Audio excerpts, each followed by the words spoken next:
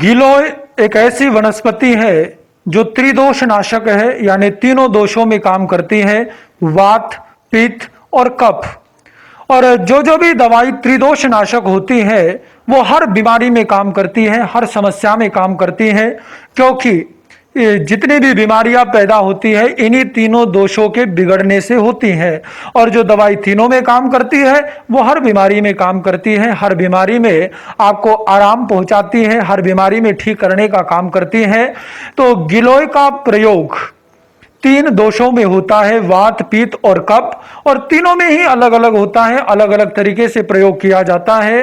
क्योंकि बीमारियां अलग तो प्रयोग भी ऑब्वियसली अलग ही होंगे, तो उसमें अलग अलग तरीके से प्रयोग किया जाता है और वही मैं आपको बताने जा रहा हूं। आज मैं बात करूंगा कि वात रोगों में, जो वात रोग है उसमें आप कैसे गिलोय का प्रयोग कर सकते हैं और कैसे गिलोय से आप फायदा उठा सकते हैं, आज उसकी बात कर रहा हूं। सबसे पहले आप जान लीजिए कि वात रोग, ये जो वात दोष है हमारे शरीर में बहुत आवश्यक होता है, जो हमारे शरीर में बहाव तय करता है, एक चीज से दूसरी चीज तक उसको पहुंचाना, एक चीज को दूसरी जगह ले जाना, ये सारे काम हमारे वात दोष के अंतर्गत आते हैं।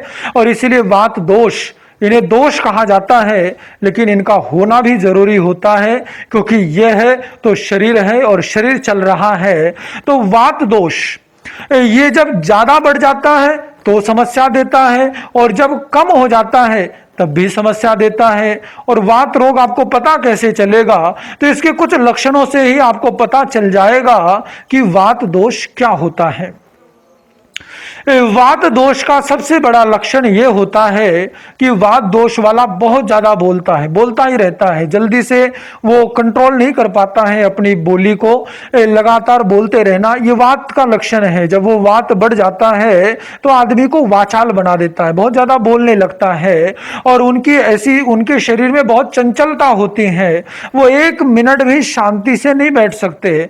आप उन्हें एक जगह बिठा दीजिए तो उनके पैर चलने लग जाएंगे, या हाथ से ऐसा ऐसा करने लग जाएंगे, या हाथ में जो चीज होगी उसको घुमाने लग जाएंगे। ये वात की वजह से होता है। और ऐसे बहुत सारे लक्षण होते हैं जिनसे वात रोगी की पहचान होती है कि उसमें वात बढ़ा हुआ है। और अगर वात घटा हुआ होगा तो इसे ठीक विपरीत हो जाता है, उनको बोलने में बड़ी दिक्कत महसूस होती है, वो बोलना चाहते हैं लेकिन फिर भी बोलने में दिक्कत महसूस होती है। जब वात दोष कम हो जाता है, शरीर ढीला ढीला रहता है, जोड़ों में दर्द सा रहता है, ये सब वात दोष के बढ़ने या घटने से प्रॉब्लम होती हैं। अब चाहे बढ़ा हो चाहे घटा हो, इसे ठीक करने के लिए गिलोय का प्रयोग आपको देने जा रहा हूं। वात दोष के बारे में फिर कभी डिटेल में चर्चा करूंगा कि क्या है, क्या लक्षण है, क्यों होता है, किस लिए होता है, उसका क्योर क्या है, उपचार क्या है, कैसे क्या करना चाहिए, डाइट कैसी होनी चाहिए, डिटेल में चर्चा फिर किसी एपिसोड में करूंगा।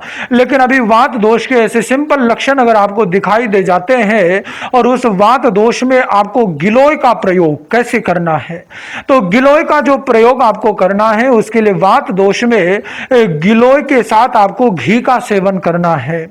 अगर वात दोष की समस्या बहुत ज्यादा हो तो आप 4-4 चम्मच गिलोय का अर्क या गिलोय का जूस ले सकते हैं।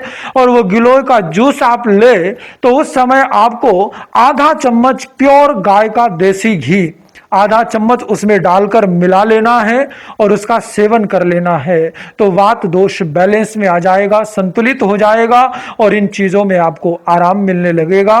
तो आप इसका ध्यान रखें। आज इतना ही। ओम शांति।